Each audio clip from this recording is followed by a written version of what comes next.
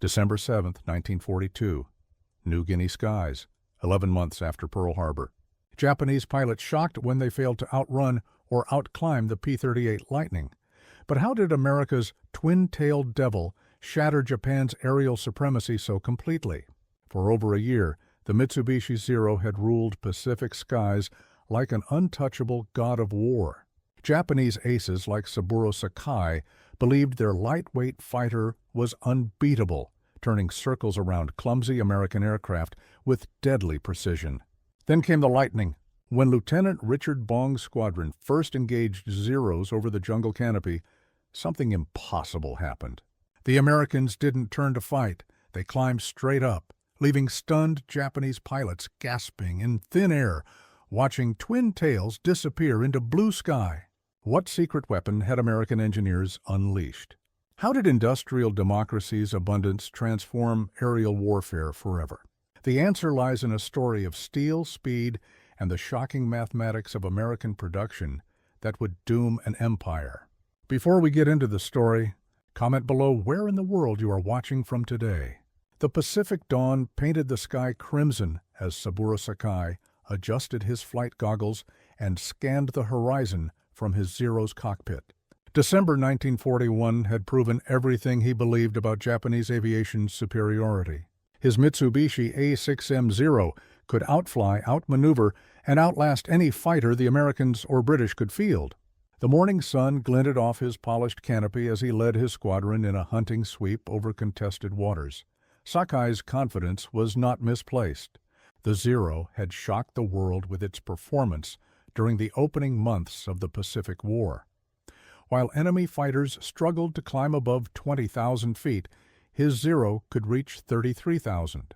While Allied planes burned precious fuel in desperate combat, his fighter could fly nearly 2,000 miles without refueling. The mathematical superiority was overwhelming, a climb rate of 100 feet per minute that left enemy aircraft wallowing far below. American pilots spoke of the Zero in hushed, almost mystical terms. They called it a phantom that appeared from nowhere and vanished like smoke. British Commonwealth flyers in Southeast Asia reported encounters with Japanese fighters that seemed to violate the laws of physics. The Zero could turn inside any Western aircraft, climb faster than seemed possible, and strike from ranges that defied belief. But Sakai understood what his enemies did not. Japanese aviation was built on more than engineering. It was founded on Bushido, the warrior spirit that transformed pilot and machine into a single weapon. Where American flyers relied on armor and self-sealing fuel tanks, Japanese aviators trusted in skill and spiritual discipline. Every ounce of weight saved made the Zero more agile, more graceful, more deadly. The technical specifications told the story of this aerial supremacy. His Zero weighed just 5,313 pounds fully loaded, compared to enemy fighters that lumbered through the sky at nearly twice that weight. Its Sakai radial engine produced 940 horsepower, modest by Western standards, but perfectly matched to the airframe's lightweight construction. The result was a fighter that could dogfight at altitudes where enemy aircraft stalled and fell like stones. As Sakai banked toward home base, satisfaction filled his chest. Japanese industry had created the perfect instrument of aerial warfare. His mechanics had crafted a machine that embodied the samurai ideal, swift, precise, and utterly without fear. The Zero's 1,030-mile range meant Japanese striking power could reach targets that seemed impossibly distant. American carrier forces had learned this lesson at Pearl Harbor, Midway, and a dozen smaller engagements. Yet even as Sakai's Zero climbed toward the morning sun, engineers in a California factory were solving problems he could not imagine. Across the Pacific, American industrial might was awakening to the challenge. The mathematical equations that made Japanese victory seem inevitable were about to be rewritten by slide rules, wind tunnels, and the unlimited productive capacity of a democracy at war. The Zero's dominance rested on a fatal assumption that spiritual superiority could permanently overcome material disadvantage. But across the ocean, a twin-tailed shadow was taking shape that would prove this assumption catastrophically wrong. 3 years earlier, Kelly Johnson stood in Lockheed's Burbank facility, studying blueprints that most aviation experts considered impossible.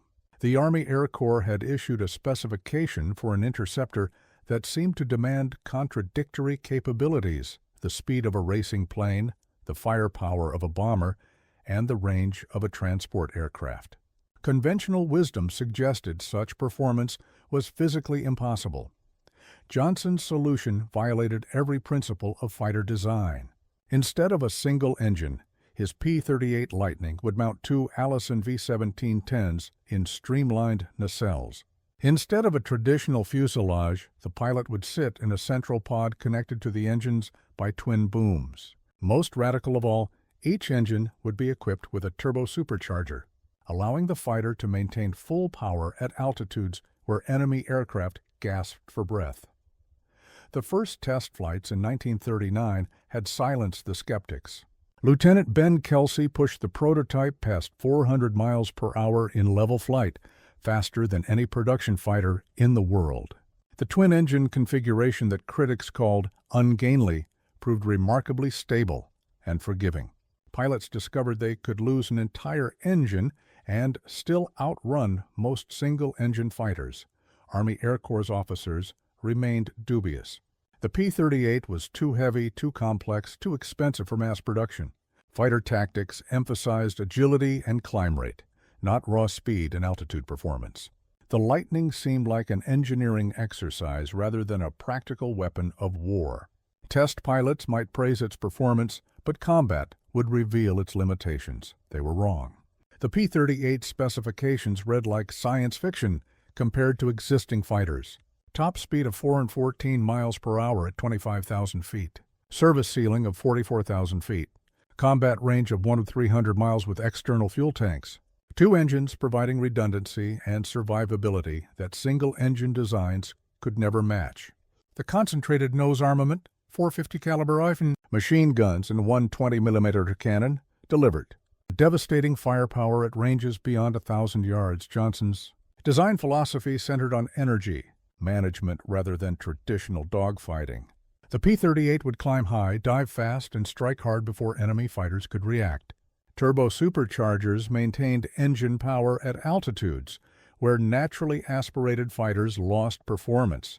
The twin-boom configuration provided structural strength for high-speed dives that would tear conventional aircraft apart. Production testing revealed capabilities that seemed impossible. A P-38 could dive past 480 miles per hour without structural failure. It could climb to 20,000 feet in under 7 minutes. Most remarkably, it could maintain these performance figures while carrying external fuel tanks that doubled its operational range. The Lightning was not just a fighter, it was a strategic weapon that could project American air power across vast distances.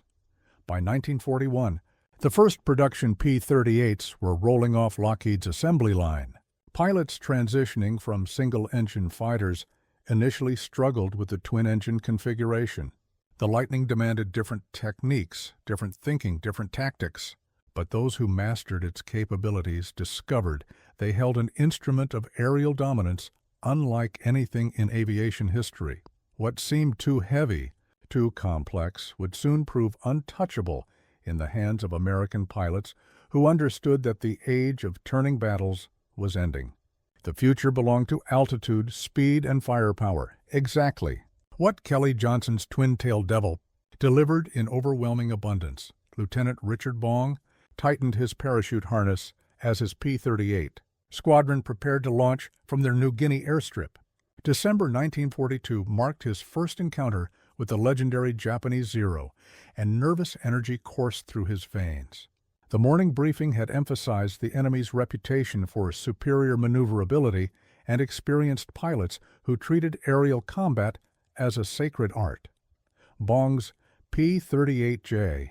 Marge responded smoothly as he advanced the throttles and lifted off into the tropical sky.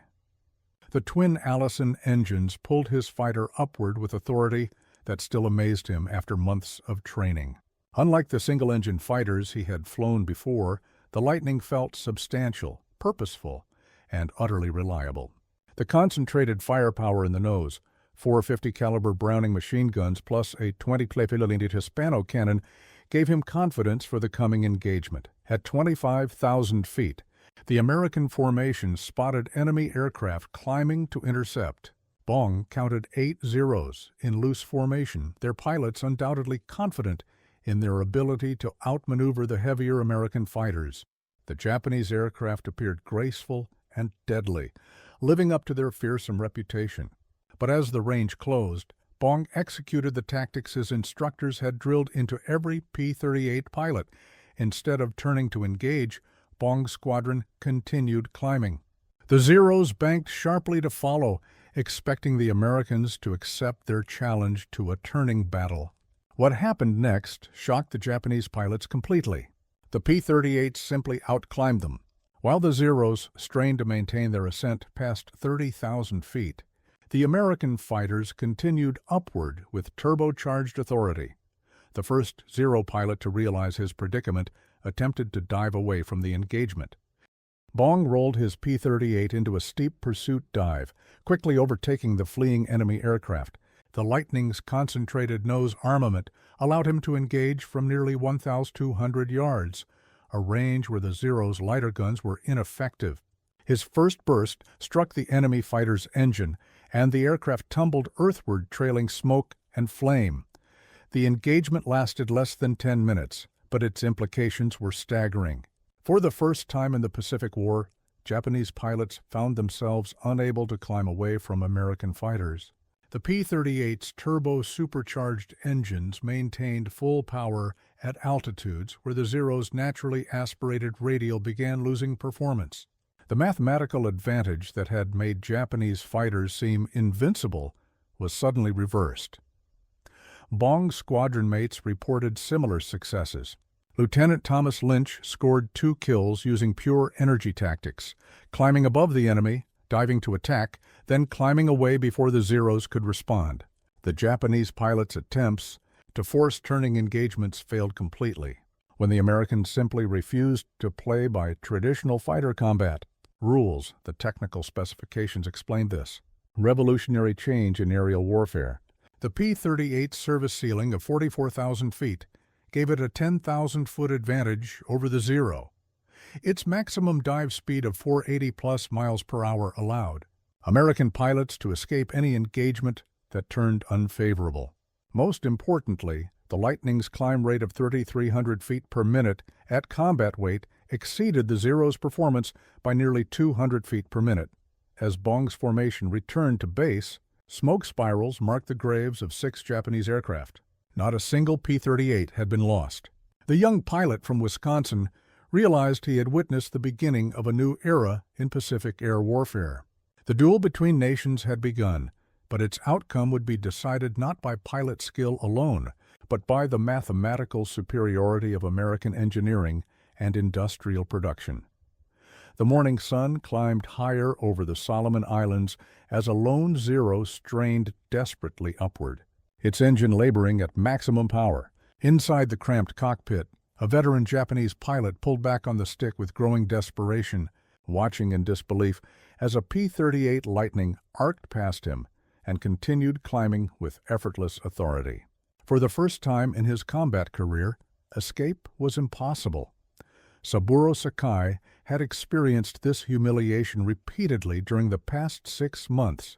His Zero, once the undisputed master of Pacific skies, now felt inadequate against American fighters that violated every principle of aerial combat he had learned. The Lightning's twin tails disappeared into the blue above him, leaving him vulnerable to the diving attack that would surely follow. The technical reality was brutally simple. His Zero's Sakai engine produced 940 horsepower at sea level, but that power dropped significantly with altitude. By 30,000 feet, his fighter was gasping for air, its climb rate reduced to barely 1,000 feet per minute. The P-38's turbo-supercharged Allisons, by contrast, maintained nearly full power throughout their operating envelope. At 35,000 feet, the American fighter could still climb at 2,500 feet per minute, while his Zero wallowed helplessly, Sakai had tried every tactical innovation he could imagine: spiraling climbs, split S maneuvers, even desperate head-on attacks. Nothing worked against pilots who refused to engage in traditional dogfights. The Americans had abandoned the martial artistry of aerial combat in favor of brutal mathematics. They climbed high, dove fast, and disappeared before Japanese pilots could respond. The psychological impact was devastating. Japanese aviation doctrine emphasized spiritual superiority over material advantage. Pilots were taught that Bushido, the warrior spirit, could overcome any technological deficit. But no amount of spiritual discipline could force his engine to produce power it did not possess. Physics was proving more decisive than philosophy. His squadron mates shared similar experiences. Lieutenant Commander Tadashi Nakajima had lost 3 wingmen in a single week to lightning attacks. Petty Officer Hiroshi Nishizawa, one of Japan's most skilled pilots, reported that the P-38s seemed able to choose their engagements at will. They struck when conditions favored them and vanished when Japanese fighters attempted to retaliate. The Zero's design philosophy was being exposed as fundamentally flawed. Every ounce of weight saved to improve agility had come at the cost of survivability and high-altitude performance. The aircraft lacked armor protection, self-sealing fuel tanks, and the robust engine installation that allowed American fighters to absorb battle damage and continue fighting. Japanese pilots who had once scorned such defensive features now understood their value. Worse still, the replacement pilots arriving from Japan displayed increasingly poor training. The veteran aces who had dominated the war's early months were irreplaceable. Each pilot lost represented years of experience that could not be quickly restored. American pilots, by contrast, seemed to arrive with adequate training and rapidly improving equipment. Sakai rolled his Zero into a defensive spiral as the P-38 dove toward him. The American pilot's attack was methodical, professional, and utterly without the ritualistic aspects that had once characterized air combat in the Pacific. There was no honor in this type of warfare, only the efficient application of superior technology and tactics. As tracers flashed past his canopy, Sakai realized that skill alone could no longer bridge the gap between Japanese and American aviation. The war in the air was becoming a contest of industrial capacity rather than individual prowess. And in that contest, Japan was already losing. Badly, steam rose from rivet guns as Rosie Will tightened another aluminum panel on P-38 fuselage number 7843. The Burbank assembly line hummed with purposeful energy as hundreds of workers transformed raw materials into instruments of aerial supremacy. Outside the factory windows, the California sun illuminated a sight that would have seemed impossible. Just 2 years earlier, dozens of completed Lightning, fighters awaiting delivery to squadrons. Across the Pacific, the statistics were staggering. In December 1943, Lockheed alone produced 141 P-38s. North American delivered 675 P-51 Mustangs. Republic completed 534 P-47 Thunderbolts. Grumman rolled out 375 F-6F Hellcats. In a single month, American factories produced more fighters than Japan's entire aviation industry would build in 6 months. The mathematical impossibility of Japanese victory was being written in aluminum and steel. Rosie had never seen an airplane before Pearl Harbor. Now she could install a turbo supercharger assembly in 47 minutes, faster than most experienced mechanics. Her efficiency represented the industrial miracle that was transforming American productive capacity. Factories that once built automobiles now manufactured aircraft. Workers who had assembled washing machines were crafting instrument panels. The entire economic foundation of democracy was being reconfigured for total war. The contrast with Japanese production was stark. While American plants operated around the clock with virtually unlimited resources, Japanese factories struggled with material shortages and bombing raids.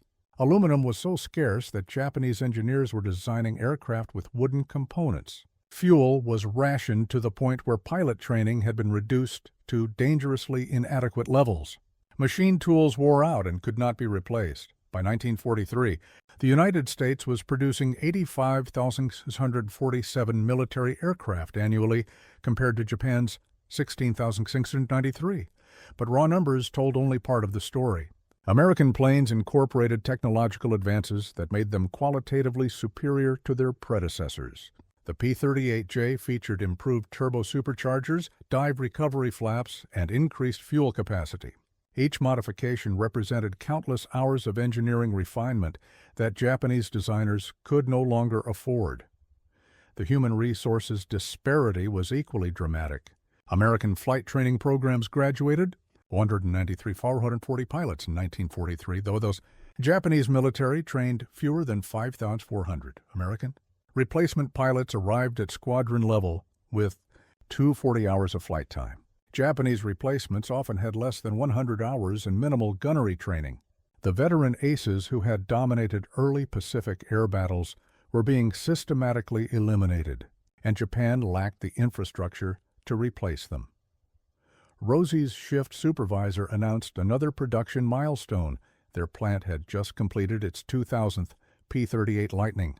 The achievement was celebrated with coffee and donuts in the break room, a casual acknowledgement of accomplishment that would have seemed miraculous to Japanese factory workers struggling. To complete a dozen aircraft per month, the implications extended far beyond simple aircraft production. Each P-38 represented thousands of hours of skilled labor, tons of high-grade aluminum, and sophisticated manufacturing processes that required enormous capital investment.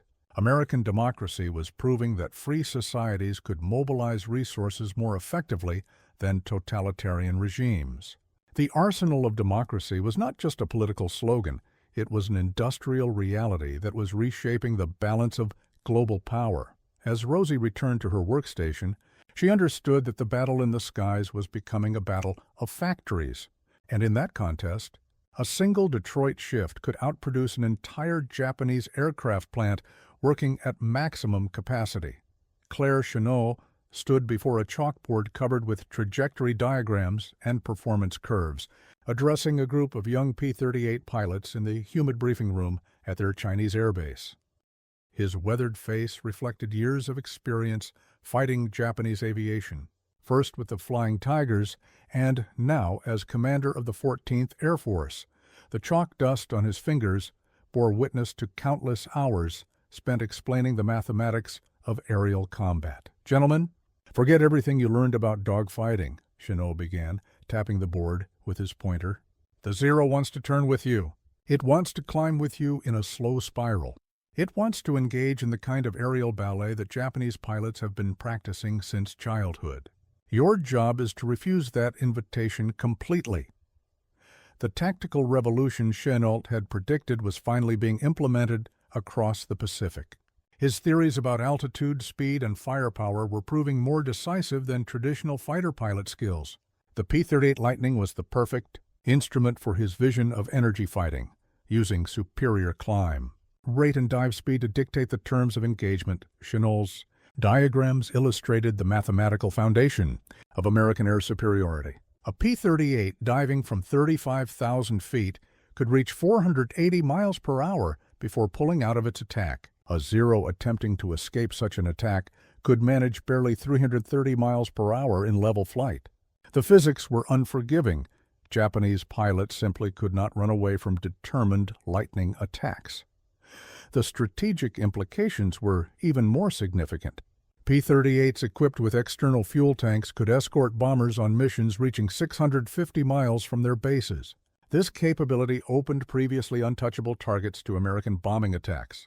Rabaul, Japan's strongest fortress in the South Pacific, was now within striking distance of Henderson Field-based Lightnings.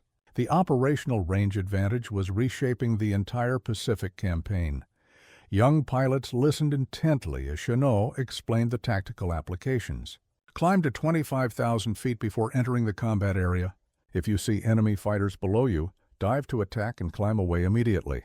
If they're above you, extend out of the area and gain altitude before re-engaging.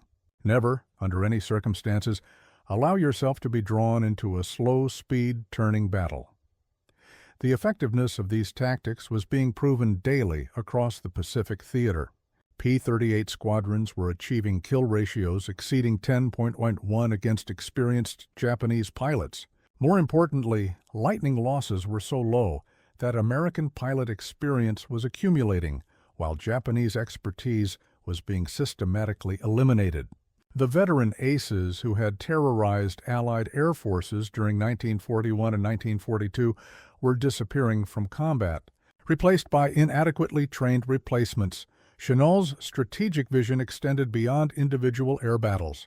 The P-38's escort capability was enabling a sustained bombing campaign against Japanese shipping and infrastructure.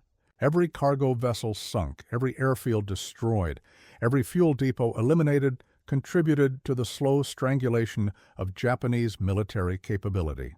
Air superiority was becoming the foundation for all subsequent military operations.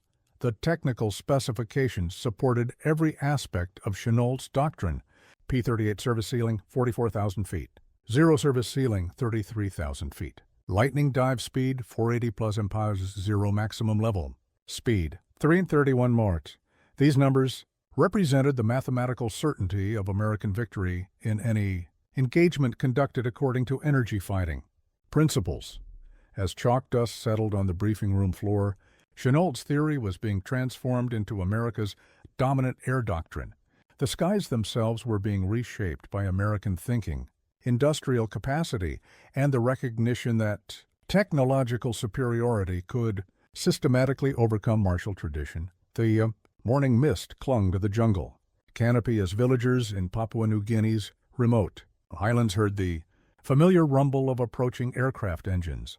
For months, the thunder of aerial combat had echoed across their mountains as two great powers struggled for control of the skies above.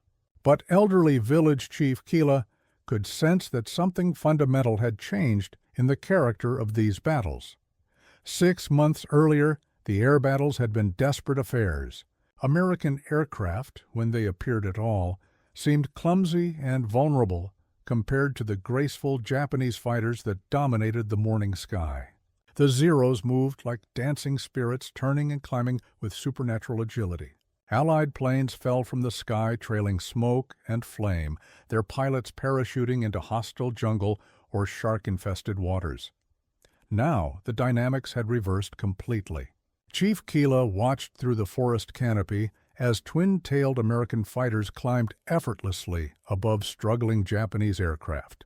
The P-38 Lightnings moved with predatory confidence, choosing their attacks with methodical precision. When they dove, their victims had no chance of escape. When Japanese pilots attempted to retaliate, the Americans simply climbed away into the blue sky. The villagers had become unwilling witnesses to Japan's aerial decline. Supply flights that once arrived regularly now came sporadically, if at all. Japanese aircraft that landed on nearby airstrips were often damaged, their pilots exhausted and demoralized. The confident young flyers who had once distributed propaganda leaflets had been replaced by older men whose eyes reflected defeat. Allied air sweeps were systematically choking Japanese resupply operations throughout the region. Every barge attempting to run supplies down the coast faced lightning attacks. Every transport aircraft risked interception by P-38 patrols. The mathematical attrition was unsustainable. Japan was losing aircraft and pilots faster than they could be replaced. Chief Kila's nephew, who worked as a laborer at the Japanese airfield, reported growing desperation among the occupying forces. Fuel was so scarce that training flights had been canceled. Spare parts were unavailable for routine maintenance. Young Japanese pilots arrived with minimal experience and were shot down within days of their first combat missions. The technical specifications that governed these air battles were invisible to the villagers, but their effects were unmistakable. P-38s operating from Henderson Field could range across the entire Solomon's chain, striking targets that had once seemed safely beyond Allied reach. The Lightning's 300-mile combat radius with external tanks meant that no Japanese position in the South Pacific was truly secure. The attrition statistics were becoming catastrophic. For Japanese aviation, By late 1943, Japan was losing trained pilots at a rate of 500 per month while graduating only 180 new aviators from training programs.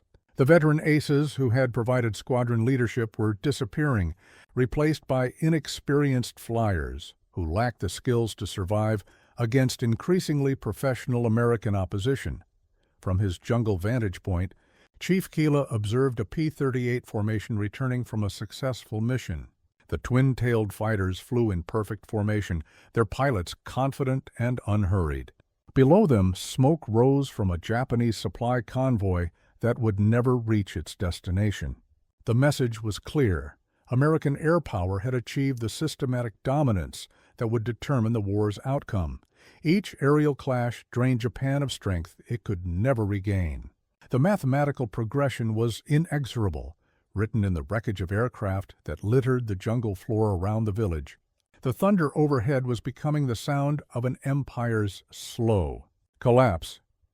Richard Bong's grin was infectious as he posed beside his P-38 Lightning, Marge, the aircraft's nose decorated with 40 small Japanese flags representing confirmed victories. At 24 years old, the farm boy from Wisconsin had become America's leading fighter ace, a symbol of both individual skill and the industrial abundance that equipped him for success. Behind his boyish smile lay the complex emotions of a warrior who understood the human cost of his achievements.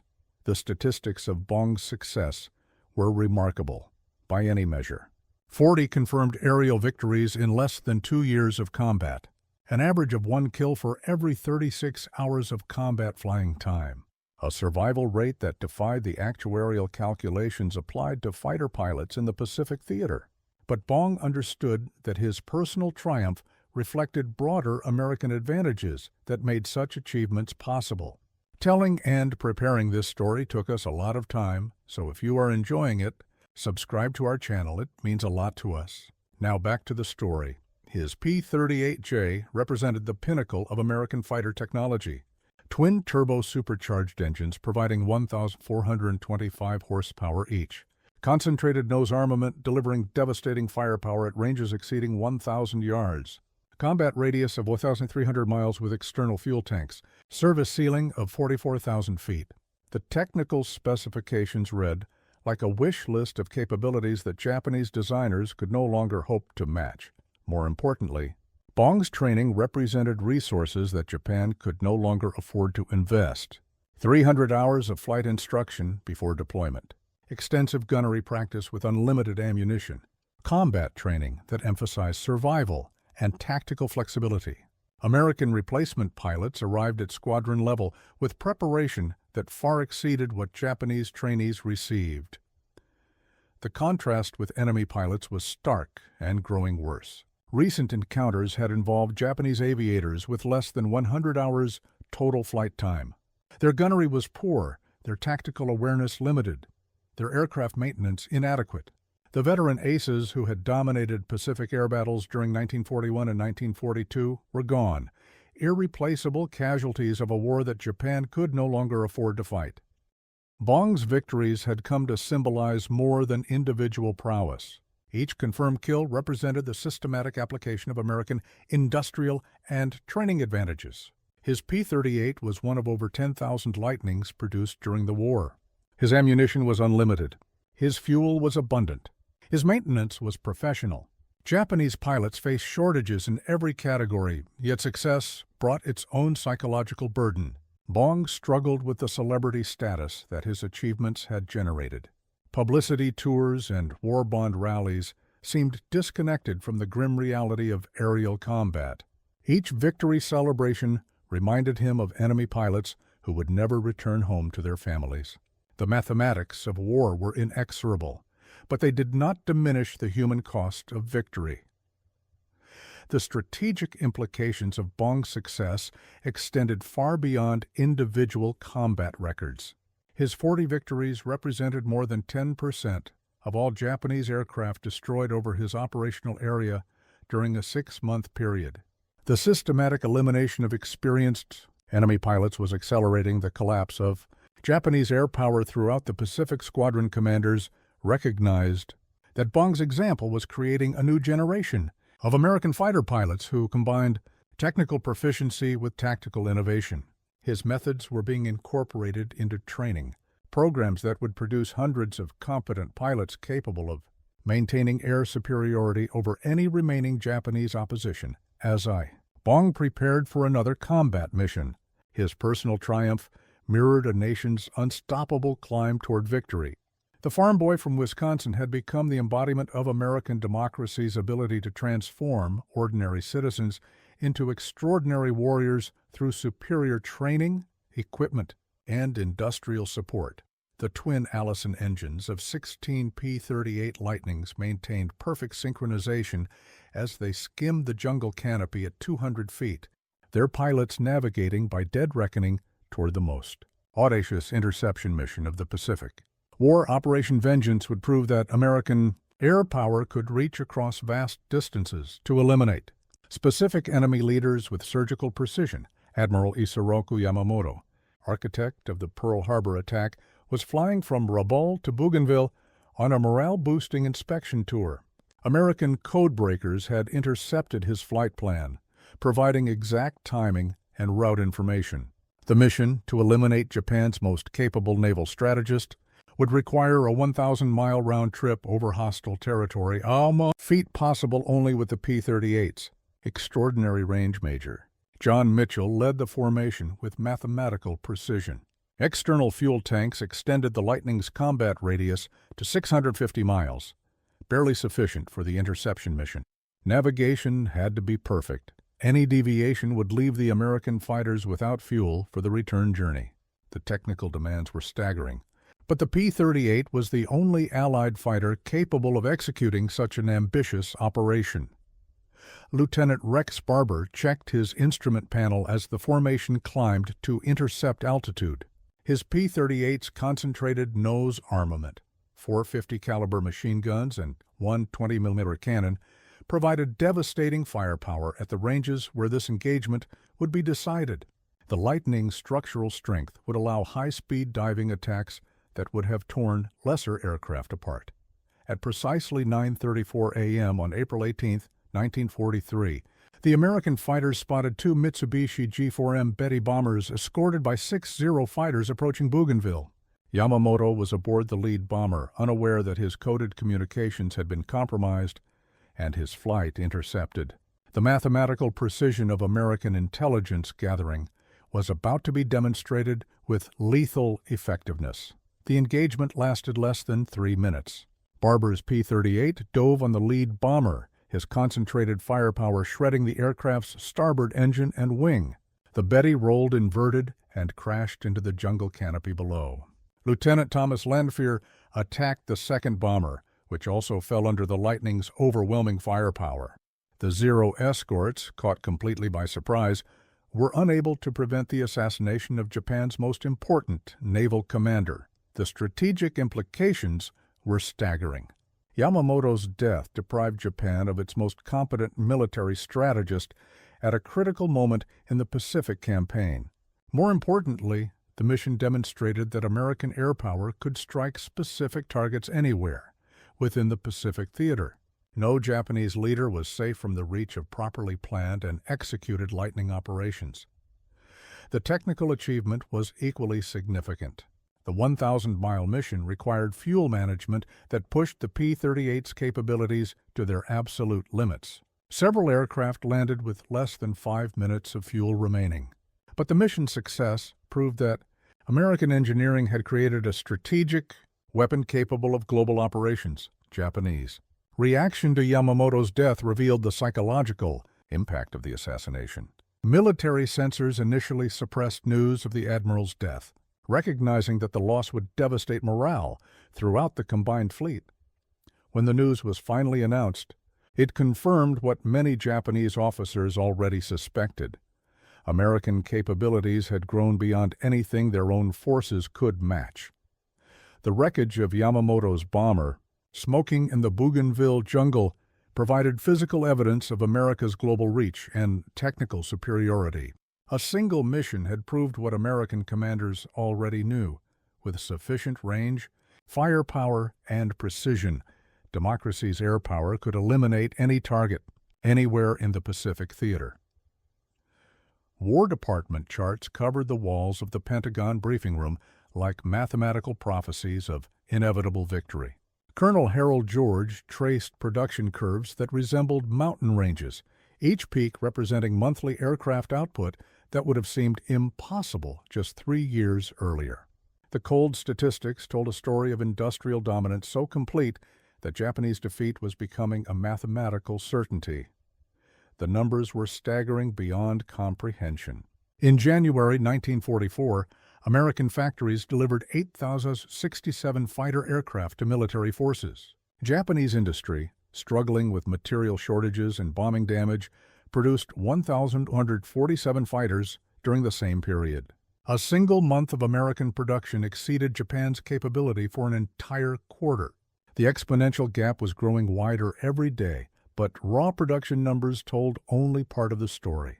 American aircraft were becoming qualitatively superior with each passing month. The P-38J Lightning incorporated lessons learned from 2 years of combat experience. Dive recovery flaps prevented compressibility problems. Improved turbo superchargers increased high-altitude performance. Enhanced fuel systems extended operational range.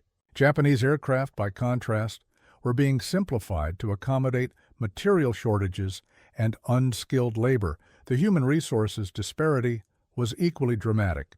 American pilot training programs graduated 2,000 aviators per month with extensive flight time and professional instruction. Japanese training facilities, starved of fuel and experienced instructors, graduated fewer than 300 pilots monthly with minimal preparation. The mathematical progression was inexorable. American pilot quality was improving, while Japanese capabilities declined precipitously. Fuel production statistics revealed another dimension of American industrial supremacy. The United States produced 234 million barrels of aviation gasoline in 1943. Japan's entire petroleum industry, dependent on vulnerable tanker routes from the Dutch East Indies, delivered less than 12 million barrels of aviation fuel annually. American pilots trained with unlimited fuel, while Japanese aviators were restricted to essential missions only. The aluminum production comparison was equally revealing.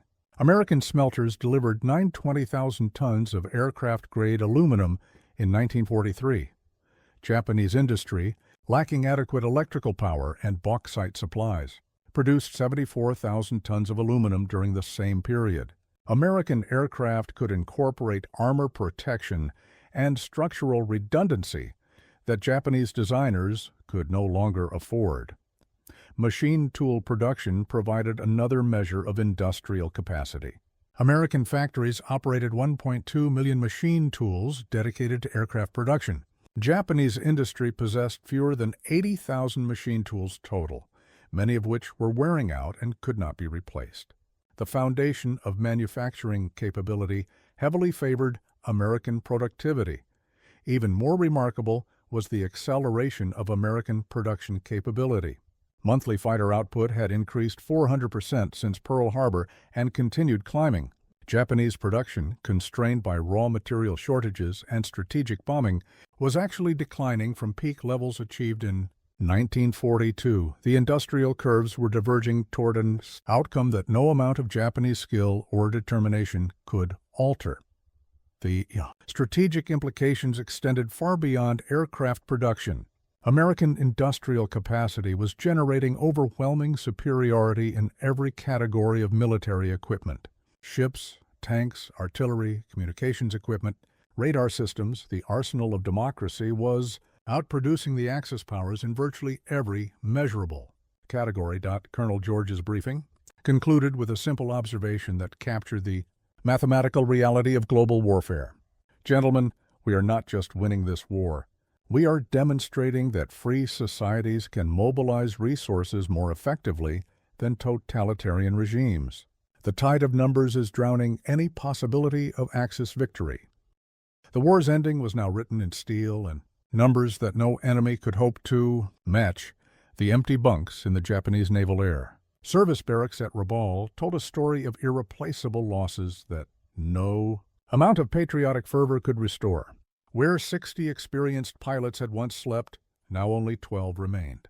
The carefully folded uniforms and personal effects of missing aviators served as silent monuments to the systematic destruction of Japan's most valuable military resource. Trained aircrew Saburō Sakai walked through the deserted quarters with growing despair. Each empty bunk represented not just a missing pilot, but years of training and combat experience that could never be recovered. Lieutenant Yamada shot down over Guadalcanal. Ensign Tanaka lost during the raid on Henderson Field. Petty Officer Ito missing after a futile attack on Allied shipping. The mathematics of attrition were inexorable and catastrophic. By late 1944, Japan had lost over 90% of its experienced naval aviators. The veteran aces who had dominated Pacific air battles during the war's first year were gone, replaced by young men with fewer than 100 hours of flight training. These replacement pilots lasted an average of 3 missions before being shot down by increasingly professional American opposition. The training pipeline had collapsed completely. Fuel shortages limited flight instruction to essential basics. Experienced instructors had been transferred to combat units where they were quickly eliminated.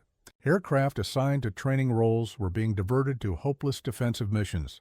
The institutional knowledge that had made Japanese aviation formidable was disappearing faster than it could be transmitted to new generations. Sakai's own survival was becoming increasingly unlikely. At 30 years old, he was ancient by the standards of his remaining squadron mates. His experience made him valuable for training purposes, but also marked him for dangerous leadership assignments. Each mission might be his last, and he understood that his death would represent another irreplaceable loss of institutional knowledge. The contrast with American pilot replacement was stark and demoralizing. Allied aviators arrived with extensive training, abundant equipment, and professional support. They flew aircraft that incorporated the latest technological improvements. Their tactics emphasized survival and efficiency rather than spiritual sacrifice. Most importantly, they were being produced in numbers that Japan could never hope to match. American pilot training programs were graduating 2,000 aviators per month.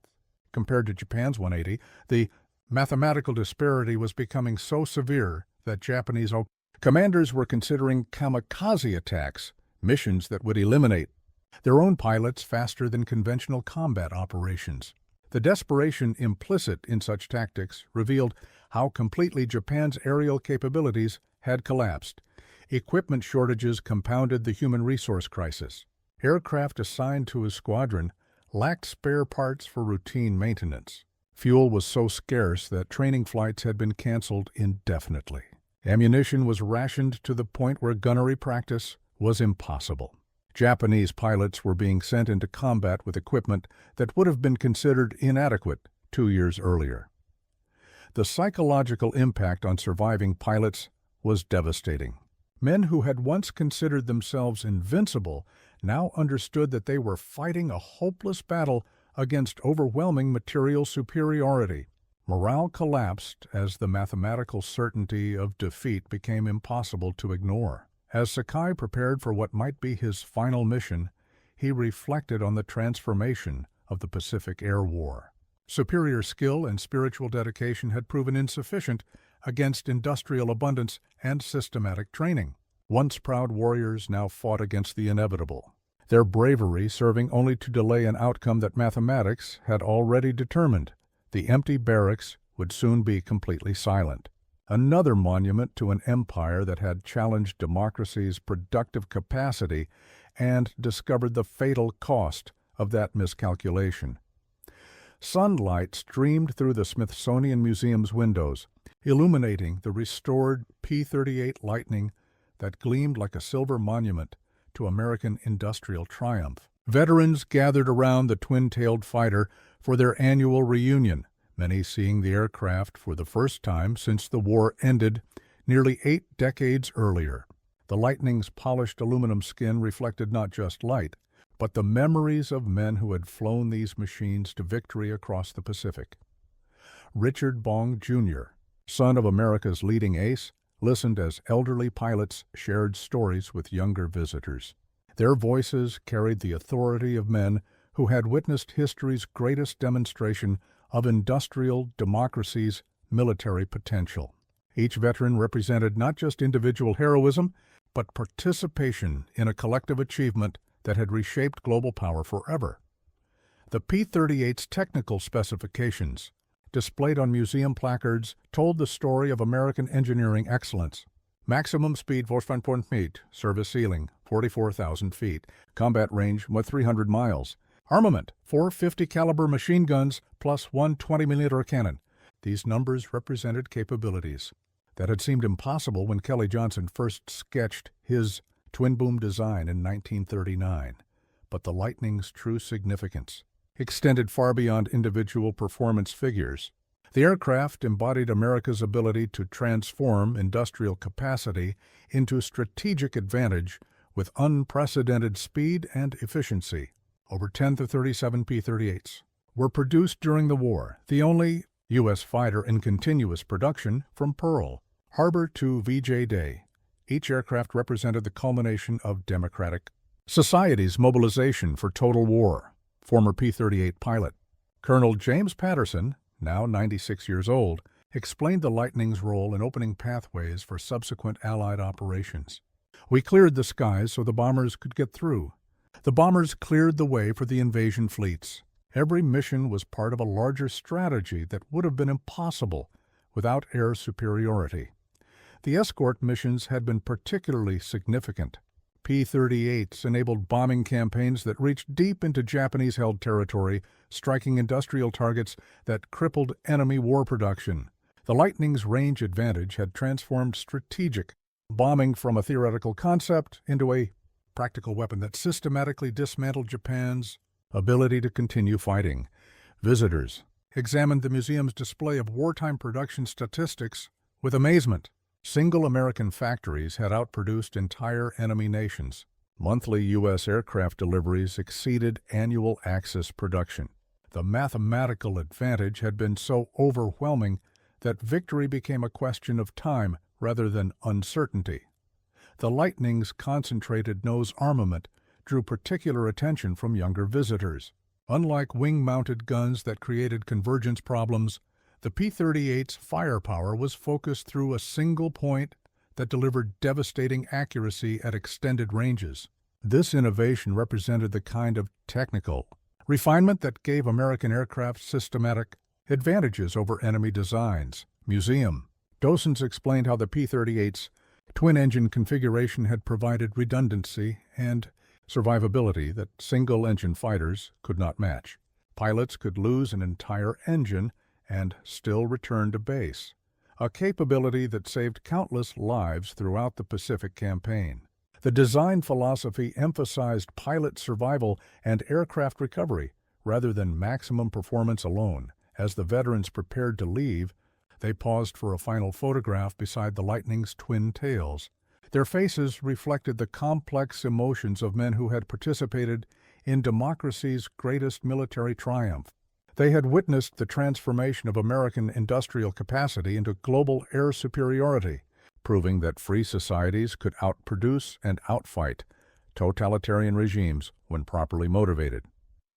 The P-38 Lightning gleamed in the museum light as a permanent reminder that freedom had been carried on wings of abundance, courage, and steel forged in the factories of democratic America. If you enjoyed the story, I handpicked this next story that you will enjoy. Please don't miss this one. Click here to watch it.